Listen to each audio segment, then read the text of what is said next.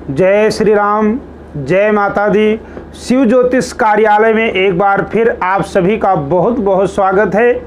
तो श्रावण मास के सोमवार के जो व्रत चल रहे थे, सभी भक्तजन भगवान शिव भोलेनाथ के जो व्रत रख रहे थे श्रावण मास के सोमवार के व्रत, तो ये व्रत उद्यापन जो है ये 3 अगस्त सोमवार के दिन, रक्षाबंधन के दिन इस व्रत का उद्यापन होगा।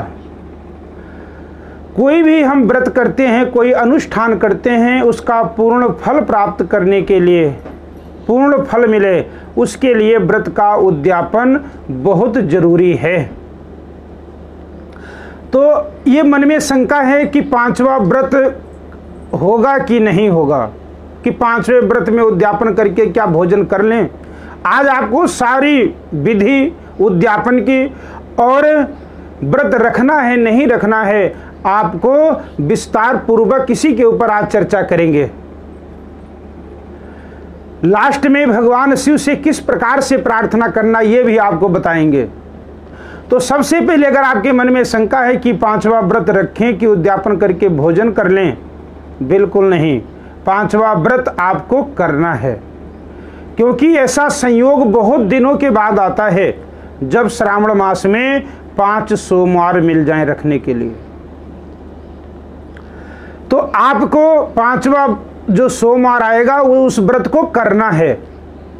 आप उद्यापन कर दीजिए, लेकिन ये व्रत करना है।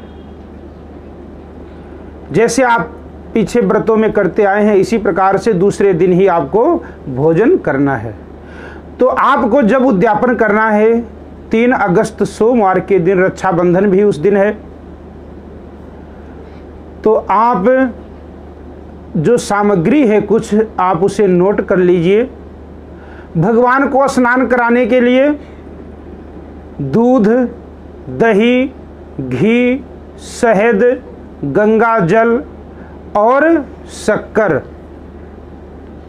ये पंचामृत से आप भगवान शिव जी महाराज को स्नान कराना है। पहले स्नान कराने के बाद शुद्ध जल से स्नान कराइए और उसके बाद में वस्त्र चढ़ाइए। वस्त्र कौन सा होना चाहिए? तो भगवान शिव के लिए कोई सफ़ेद कपड़ा हो या सफ़ेद परना हो, आप शिवलिंग के ऊपर उसे चढ़ाना है। उसके बाद में आप तिलक, जो मलयागिर का चंदन होता है, मलयागिर का चंदन घिस करके और भगवान शिव को लगाइए। जो सुहागवती स्त्रियां हैं जो व्रत करती रहीं, वो अपने पति की दीर्घायु के लिए माता गौरा जी का विशेष पूजन करना है। तो श्रृंगार का जो सामान है ये आप माता गौरा जी को अर्पण करना, क्योंकि गौरा मैया का पूजन करने से आपका सुहाग जो है, आपके पति की आयु वो दीर्घ होती है। पति के जीवन में जो भी भय बाधा कष्ट होता है, तो आप अगर गौरा जी का पूजन करते हैं, श्रृंगार की वस्तुएं गौरा जी को अर्पण करते हैं, तो आपके पति की दीर्घायु होती है। तो अपने पति की दीर्घायु के लिए गौरा जी को श्रृंगार की वस्तुएं अर्पण कीजिए। गणेश जी, स्वामी कार्तिक, नंदी जी, आपने कोई तौलिया, रूमाल, जैसे भी आपकी व्यवस्था है, आप वस्त्र के रूप में ये अर्पण कीजिए। तिलक लगा दिए, उसके बाद में चावल, गुड़ भगवान शिव को अर्पण किए।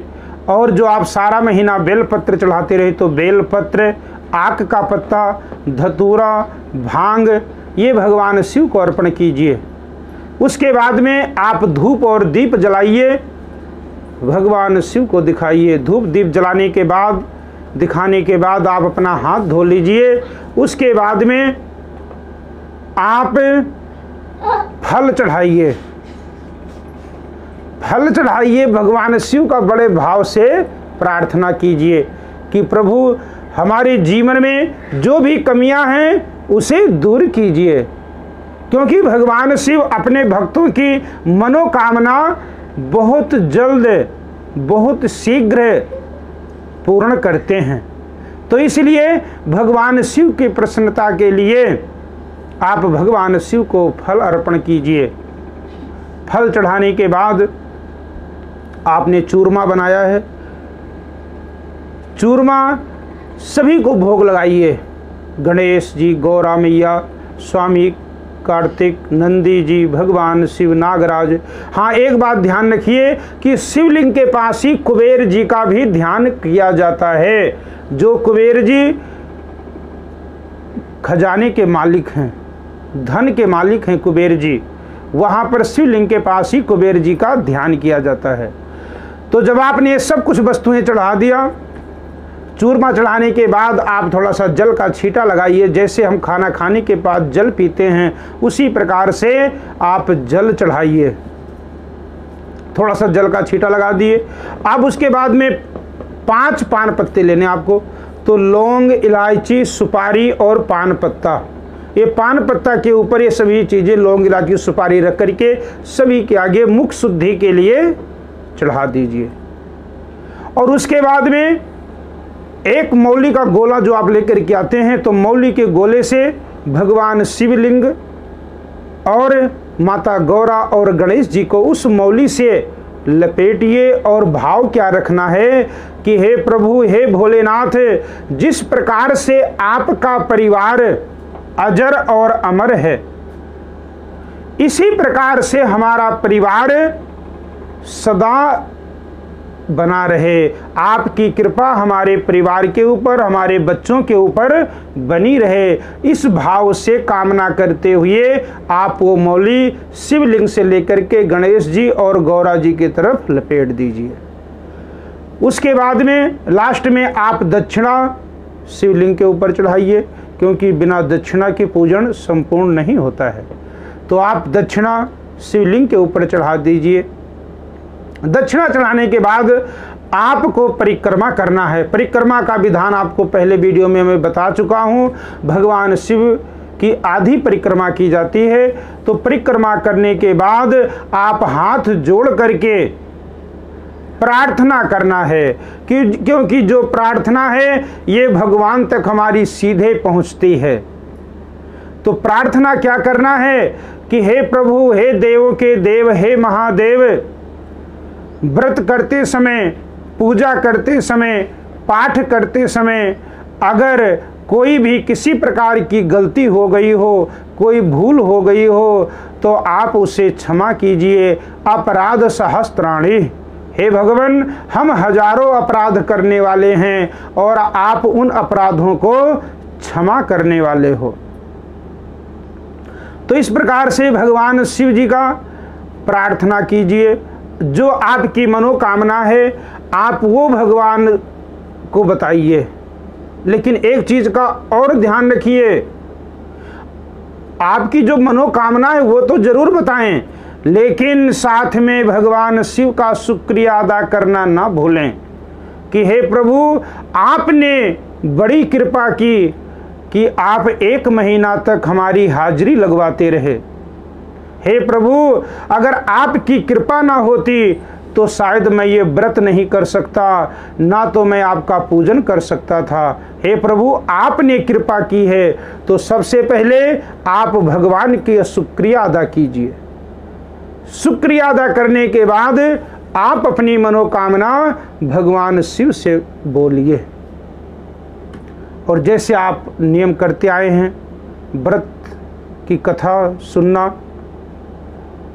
आरती, भगवान शिव की आरती करना, आप ये सब कुछ करके, और जब आप भोजन करते हैं तो सबसे पहले गौ ग्रास जरूर निकालें।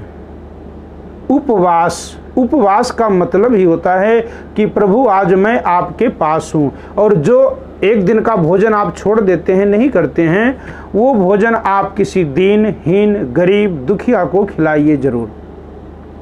और भोजन करने से पहले, दूसरे दिन आप जब भोजन करेंगे तो भोजन करने से पहले आप गौ माता के लिए जरूर निकालें गौग्रास।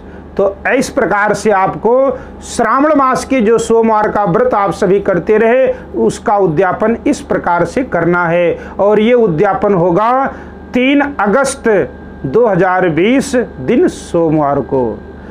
तो ऐसे ही धार्मिक आध्यात्मिक और ज्ञानवर्धक वीडियो देखने के लिए अगर अभी तक हमारा चैनल सब्सक्राइब ना किए हों तो हमारे चैनल को सब्सक्राइब कीजिए। अगर आपको पसंद आए तो लाइक ज़रूर करना। जय श्री राम, जय माता दी।